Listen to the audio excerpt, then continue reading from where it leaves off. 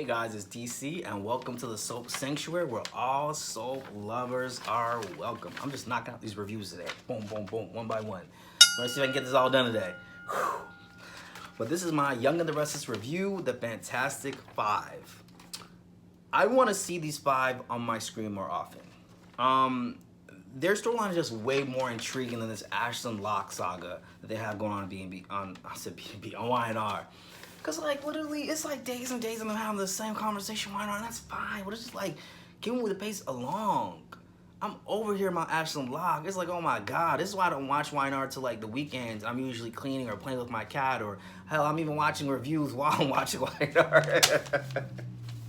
Like, I'm tired of hearing about Ashland Locke. I'm tired of it. It's the same stuff. And the thing about it is with these five, at least we have a different type of storyline going on. It's just like a more a pace of more that's moving along in the show, and I can appreciate that honestly at this point. The actors are amazing, especially the actor who plays Imani. I don't know her name, but she's amazing. And of course, Michelle Morgan. I want to start off with this when it comes to the Fantastic Five, is Nate incorporating Elena into the business company. I forgot the name of the business company. What is the name of the company? See, they be talking so much in circles. Like, I should be paying attention at times, but I just don't. So Nate wants to incorporate Elena more into the company. I guess they managed to create a role for her in a sense, which makes sense with the lack of time together. They get to spend more time together in that way. But I also feel like in a sense, like Nate could just be more intentional about spending his time more with Elena in a sense. You can sense insecurity from Elena or doing this because you can sense insecurity that's coming on. And this is my thing too, is that Imani is coming for Nate, and she has Elena shook. And I feel bad for Elena, but there's other part of me that's like, well, you lose him how you got him. You lose him how you got him. You know what I'm saying? And obviously, Nate is being very empathetic to what Imani is going through. They're bonding over a situation with her mom, which I want to see the actress who played their mom come back, because I just see there's such a great story there. And my whole thing is, obviously, Elena's out on some business trip right now, or this medical convention. And obviously, this is probably how Nate and Elena are going to bond. And, Amanda knows who her sister is. She knows who Imani is. Like, leave him alone. He's in a relationship. What are you trying to do? You're going to mess with this business merger thing we've got going on. You're going to cause some drama, some friction. You know what I mean? And so she warns her sister, you need to stand down a little bit. You need to stand down a little bit off that man. And Nate is not feeling that passion anymore with Elena. And I think that's why people have affairs. I feel like, they may not feel the passion of the relationship, or it's not spicy anymore. Because it's always going to seem like somebody who's like, the grass is always going to seem green on the other side. But it's really like, really shizzly underneath. You know what I mean? Because Imani can give Nate that spice, but can she give him that stability, that longevity that we know that he wants? I don't know. Because then Elena's not going to have no man. Who's going to go after?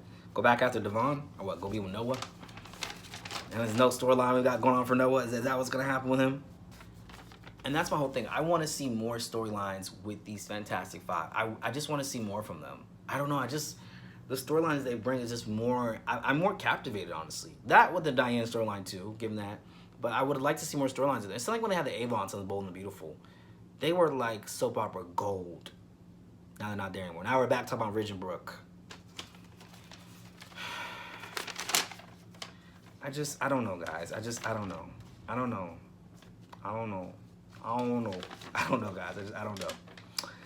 There's obviously a chem test going on between Billy and Chelsea. And, which is good, because Chelsea's character really has had nothing going on. You know what I mean? Like, I'm always wondering, who is Chelsea? Who is Chelsea Lawson Newman? Who is she? They're clearly obviously chem testing those two together. So Lily's over here worried about Victoria trying to take Billy from her. She needs to be worried about Chelsea. Because I don't think they're going to put Billy and Victoria back together anytime soon. I'm going to give it another, 2 years or so before they even try to go that route again.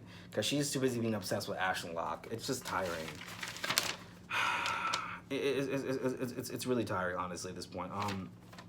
Before I go into that any further, Nick is now jumping back into Newman. And it's weird because Nick was always seems like he never wanted nothing to do with Newman, obviously, for this past 2 years or so, past couple of years even, which is good because I don't blame him, because it's like Nick, I feel like, started to realize who Victor was. And it's like, yeah, I'm not playing those games. Because look at Victor trying to pit Adam and Victoria against each other. It's just... Nick could sense the BS with Victor and is like, yeah, I'm not playing those games. Like, you're not gonna get me. You're not gonna get me. And how much you want to bet Victor is gonna appoint Nick as CEO? How much you want to bet? Unless I was already said this week, I missed something. Cause I'll be throwing laundry and cooking while I'm watching Lionel, y'all. But Nick was like, I'm not gonna be. You're not gonna get me when it comes to those games. You can't get me, Victor. You can't. And that's what I learned in life. That's probably the child Victor will probably appoint as CEO. You know, while Adam and Victoria are like wrestling for the title, he'll just appoint Nick. Nick don't give a damn about trying to please Victor. He could care less. And I saw the preview for next week where Adam said to Sally, you know, you are what's standing in my way of like trying to become, you know, the head of the company or whatever. And I saw Sally's face, which, you know, that could have been a snippet of the conversation. It might not have been the whole thing. But all I'm going to say is, Sally, make your own way, sis. Because at the end of the day, men are always going to be there. Relationships are always going to be there. Make your way, sis. You came to Genoa City to make a way for yourself. Make a way for yourself. You're not being manipulated about it anymore, but make a way for yourself. Don't worry about Adam. Because Adam, I hope he would make a sacrifice for Sally, but I don't trust him enough to do that. I don't trust him enough to do that. And Sally is now finally at a place where, you know, she's really up there now in society. That's all she's ever wanted. Don't mess it up for a man. Don't mess it up for him. And I don't know who it was that said they're trying to get God,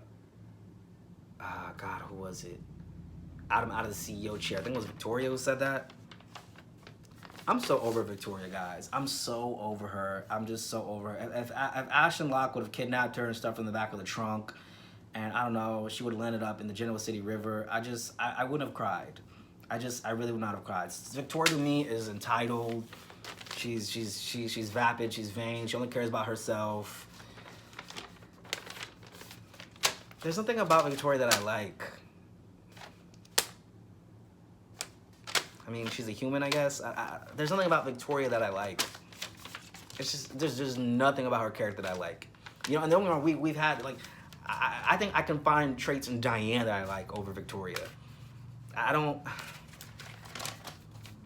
And this obsession she has with Ashland Locke. And you know what? I'm ready for Ashland Locke to take the Newmans down. Take them down. Take them down. Don't mess with Sally, though, but take them down, because you know what? He has done some crazy, shicey things. The people are pushing him to his limit. I don't like that Kyle's like, oh, no, you can't see Harrison. Like, Ashland raised Harrison the first few years of his life, even though the line of the cancer part is what made him despicable, but, like, he was Harrison's first father. It wasn't Kyle. And I started to see the struggle that Diane had with even wanting to be a part of Michael's plan, because even though it was helping to take down Ashland Locke, it's like, that's going to put her in a crappy place with Kyle, because Kyle's going to be like, whoa, like, you use my son as a pawn. And see... Michael is not a true friend of Diane. He's not. He's not a true friend of Diane. He really thinks he is, but he's really not. Michael was really Victor's B at the end of the day. That's really all he is. And Diane is no saint either, don't be wrong, but it's just like, damn, like, you know she's in a vulnerable position with everything that's going on. You know, she's probably desperate to prove herself because of, stuff that went on in the past. And the thing about it is you're using Harrison as a pawn. That's what I don't like. I did not like that Michael did that to Diane. And Diane was like, I guess it's an opportunity to do it. And if Kyle and Summer are okay with it, then okay, whatever. But it's just like, Michael is not a friend. I'm sorry. I don't feel like a true friend would ask somebody to do that. I don't feel like a true friend was like, yeah, this is a great opportunity for you. Because you have to already know that means she's using her grandson as a pawn. And how that could appear in Kyle and Jack's eyes. Like, and see, this is what I'm saying, like, Michael is still on that time for Victor. When he was a prosecutor, I was happy, but now it's like he's back on that, well, district attorney. But now he's back on that same crap with working with Victor. And so to me, it's like, I can't respect Michael. I just can't. That's all he does. He lives for Victor. When Victor says drink, he drinks. When Victor says get up, gets up. When Victor says jump, he says how high. It's just... I would need Diane to get away from him. And I know it's like Diane's really supposed to be the menacing one here, but Michael, I don't know. I feel like no friend would ask you to be in a situation like that. To put yourself in a position like knowing that you're trying to prove yourself to everybody, especially your own son. I just and see, Diana was denying Ashland at first in the beginning, not in the beginning of this episode, the last episode on Friday, but earlier on in the week, access to Harrison. And then now just do all this. I'm like, oh, okay, come on. And Ashland's gonna come for everyone's neck, and I don't blame him. If he wants to take a hostage or two, I'm okay with that. And that hostage is Victoria, I'm okay with that too. I'm even more okay with that. I'm really okay with that, honestly. And if he wants to take Phyllis, he can take Phyllis too. I'm okay with that as well. Phyllis and her ever so going insecurity. You were insecure when Sharon and Nick would talk. And then I remember one time she said to Sharon, stay away from my husband. And then Sharon was like, he was my husband first. And I was like, you tell her. You tell her. You tell her. That's right, you tell her.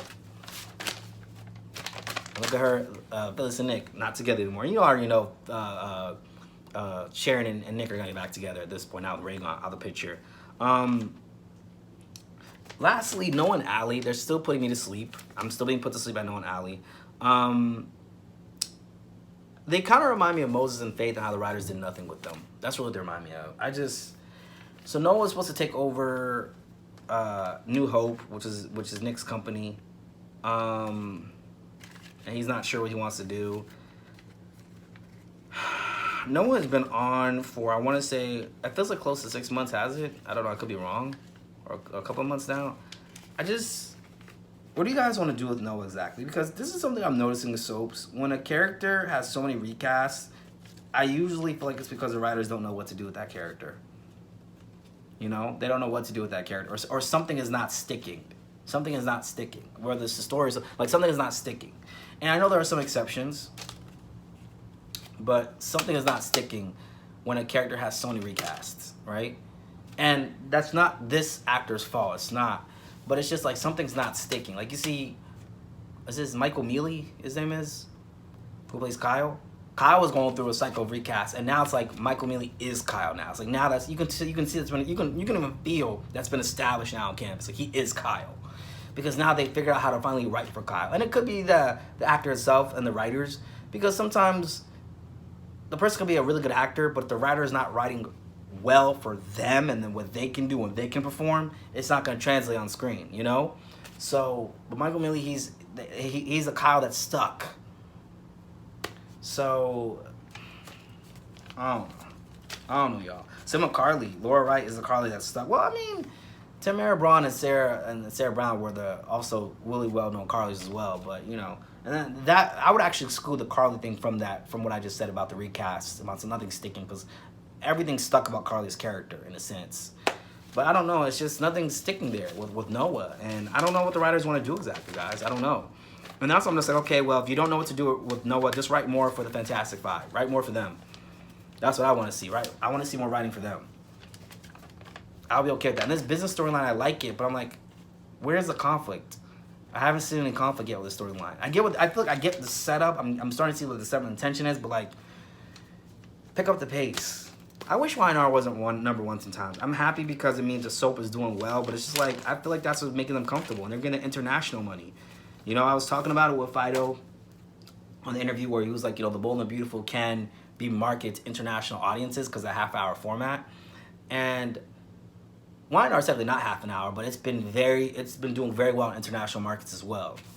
And I just feel like because of that, that's what's got them sitting pretty in their storylines. So, I don't know. But anyways, guys, that has been my Young and the Restless review, The Fantastic Five. I will see you guys on the next one.